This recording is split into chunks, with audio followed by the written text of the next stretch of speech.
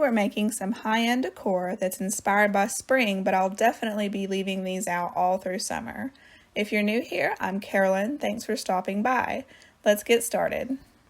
For this one, I took an old wreath that I had. It already had some leftover florals on it, or not florals, but faux greenery, and I just left those on there because I had planned on sticking some on this wreath anyway.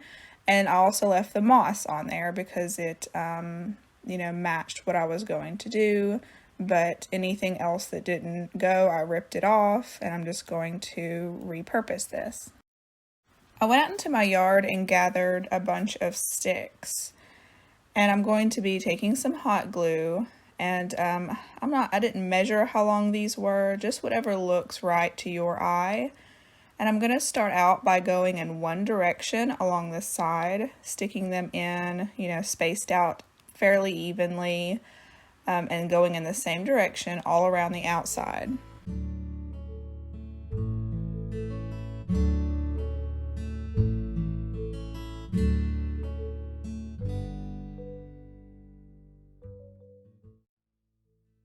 Once I got all the way around, I then started going the other direction, making sort of little X's as I went along. It doesn't, particularly matter how you put the sticks in, just whatever looks good to your eye. I thought it looked good to do, to have them crossing over each other. I also went along the inside, doing sort of the same thing. I don't think I went the other direction. I think I just went one direction on the inside. I did start putting the ones toward the top, toward the very top of the wreath here, but I didn't do too many to start with because I knew I needed to add some other larger elements, and I would come back later and add more sticks.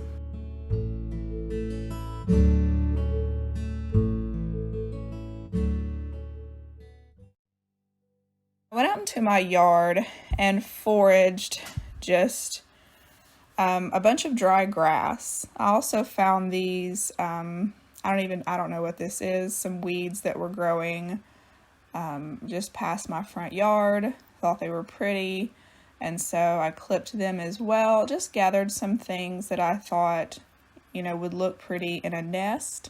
I'm going to be using all this old dry grass. And if you're wondering, yes, this made a huge mess as I got all this grass out and started cutting it up for what I was using it for. I have some wax paper here and a bowl. You're going to want to choose a bowl that's about the size that you want your nest to be, because I'm going to put some Spanish moss in here from the Dollar Tree, and then I'm going to mix in these grass clippings.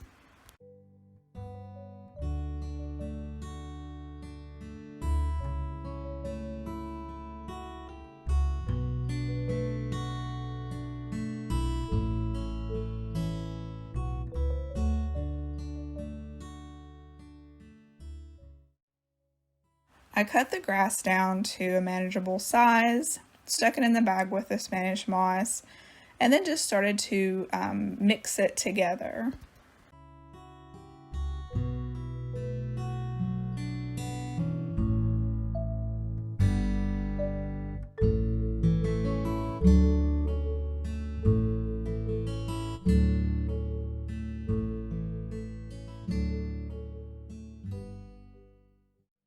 I drizzled some Mod Podge over it, and I used to always say Mod Podge, but I drizzled about that much on each of these little nests, and just made sure to handle it and get it sort of saturated all the way through as much as possible, and formed a little nest and put it in this bowl for it to set up and dry.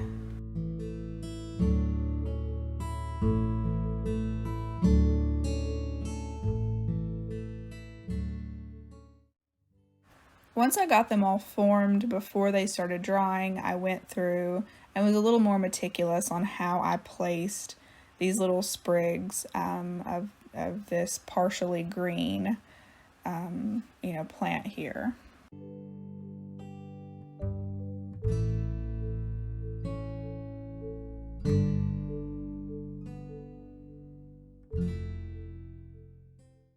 got these eggs. They're dyeable Easter eggs from Walmart, but you could use any egg that you have. These were actually more affordable, $2.25 I believe for 12 of them, and you pay $1.25 for 6 at Dollar Tree, but just whichever ones you have. And I gave these a couple of coat of this antique parchment from Appel Barrel. Once those were dry, I took some brown acrylic paint and mixed it with some water, took a fan brush, and started making speckles on these eggs just by hitting the brush. You want to get most of that excess off of your brush before you go over to the eggs or whatever you're speckling.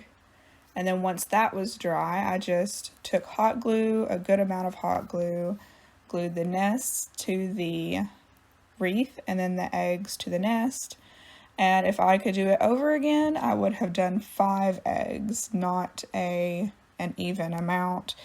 I have not made very many wreaths in my life. Probably maybe 1 or 2 wreaths. And so I'm not very good at making wreaths. And once it was done, I was like, yeah, I probably should have done an odd number of these nests and not an even. It didn't look right for some reason. I think that's what it was. I didn't want to make a bow out of ribbon. I sort of wanted to make a bow out of natural things. So I just took a bundle of those weeds and tied it with some jute twine and made a little makeshift bow. And then I proceeded to add more sticks, just a lot of sticks. I just kept going. I also had some long, skinny, curved sticks that where I glued both ends, having the, having it sort of arched, going around each section in between the nests, and just eyeballed this. And I took more moss and really just tried to hide anything that was ugly, any exposed hot glue or, anything that I just wanted to make look better, any empty bare spots. I felt my little bow was missing something, so I had these little seed pods that my mom gathered for me. I don't know what they are seeds from, but I just bundled them up together, 3 on each side, just sort of going opposite directions. And then any that I had left over, I just sporadically put on the nest and hot glued those on as well.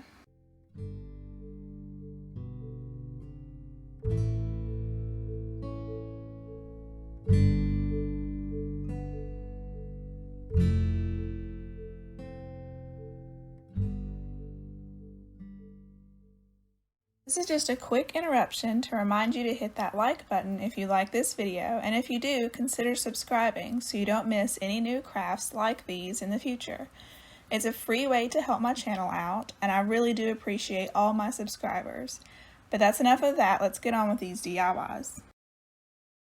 For this next one, you'll need some of these old-fashioned clothespins or doll pins, they're also called. I just used 3, but of course you can make as many of these as you'd like. I started out just putting some antique wax in a sandwich bag with some water and just, shaking that up and getting them coated well. But that didn't quite stain them as dark as I like. What it did do a good job of is getting in the inside of the clothespin.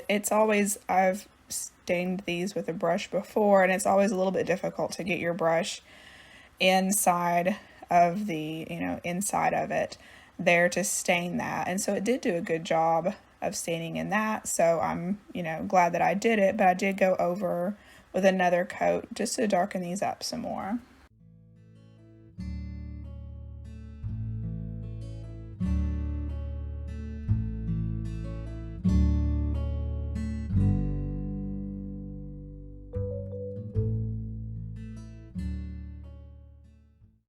I went and searched on the internet for butterfly template and just printed out a couple of different sizes and then looked to see which size, would work best, because these clothespins are going to be the bodies of the butterflies.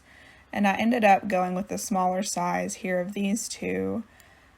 just because it was going to, even though the ratio of wings to body there is probably better with the larger one, it was just going to be a huge butterfly. I didn't want them to be that big, and so I went with the smaller one.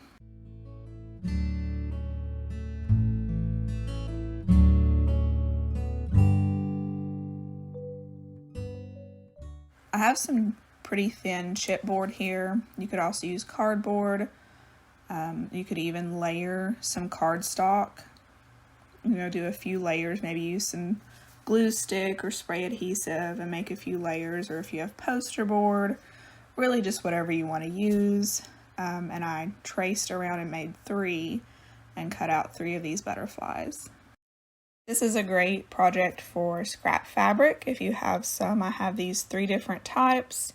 I wanted all the butterflies to have a vintage feel, big surprise, but I also wanted them to be different. So I chose 3 different sort of vintagey type. I happened to thrift a quilt square there, and I really liked the way it looked, thought it would go well with butterflies.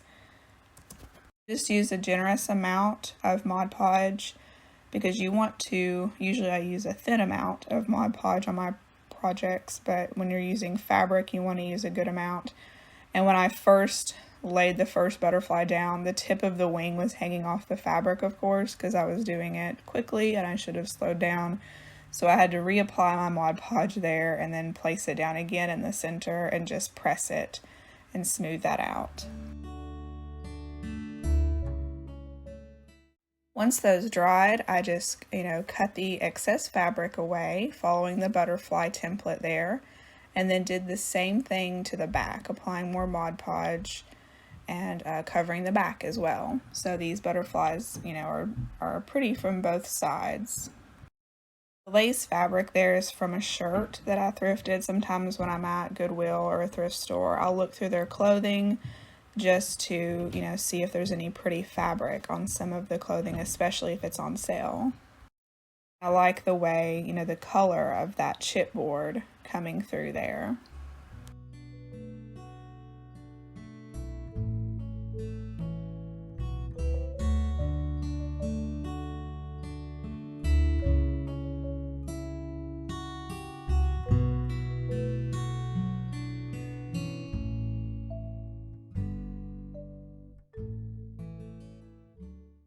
I took some jewelry making wire and just twisted it around very tight. You're going to want to do that very tight so that the antenna, don't spin around its head.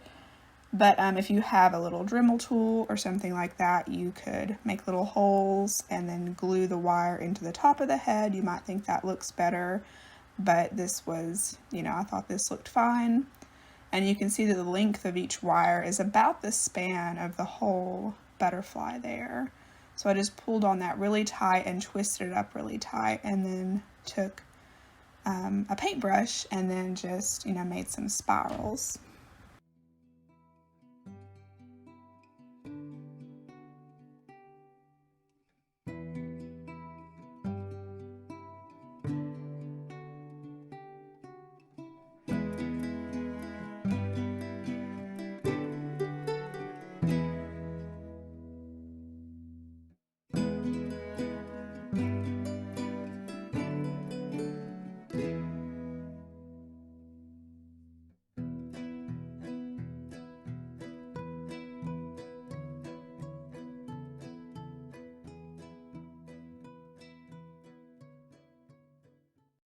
I was just going to set these in a bowl and decorate with them that way, but I decided I wanted to be able to use them in a vase, so with some flowers or without.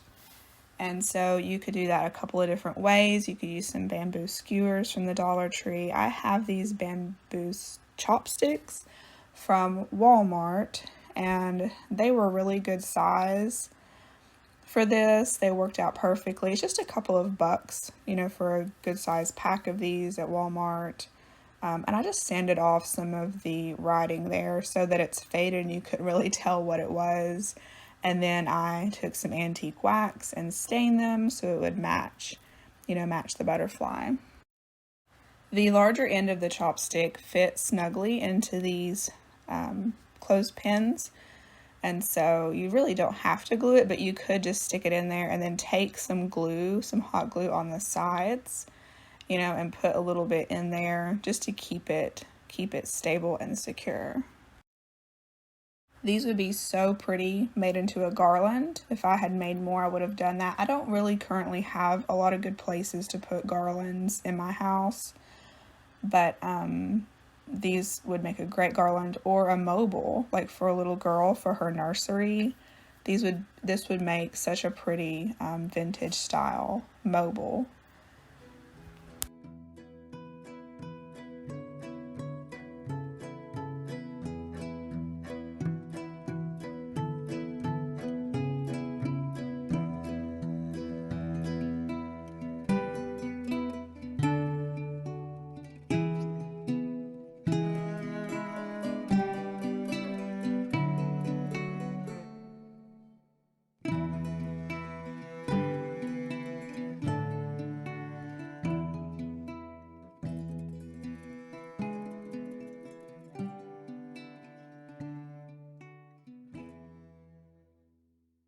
For this last one, I have a piece of scrap wood. It's 1x6, and I'm going to glue these so that it won't fall over. I wish it was a 2x6 because 2x's make very good shelf sitters. They stand up well without falling over. But because this was a 1x, I took a couple of tumbling tower blocks, glued them to the back here so that it wouldn't fall backwards.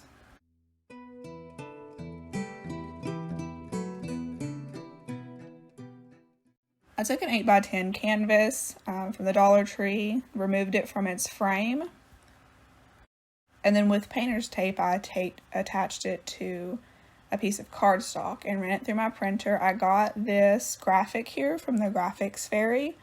I will leave a link in the description box, you know, to where I got them from.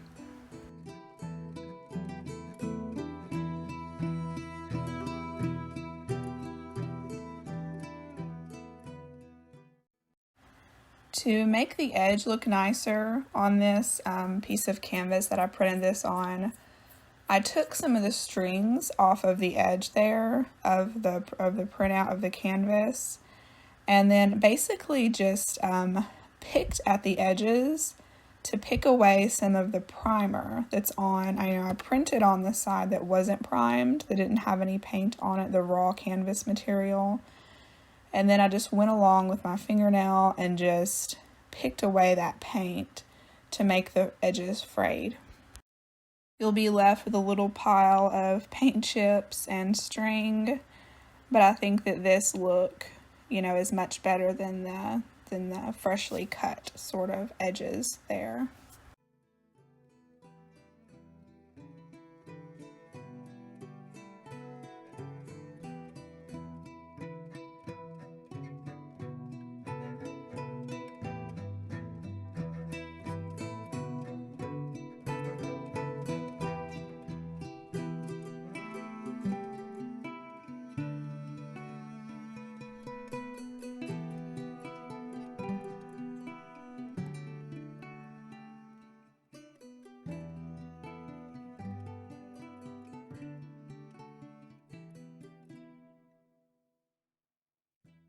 I took some antique brass furniture tacks that I got from Walmart, and I'm about to run out. I just used these on a good bit of projects. I really like the way they look. They have a vintage vibe, and I just hammered on all four corners of this print onto our piece of wood.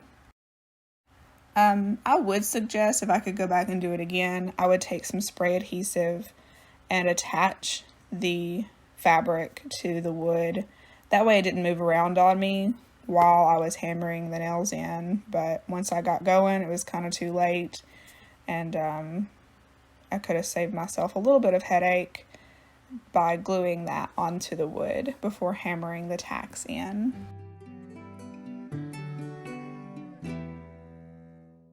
Thank you so much for watching. If you have any questions, leave those down in the comments and I will get back to you. And if I ever say that I'm going to link something in the description box and it's missing, call me out in the comments and I will get those links up. There's a lot of steps to putting up videos and things get forgotten sometimes. But I hope you all have a wonderful day. See you in the next one.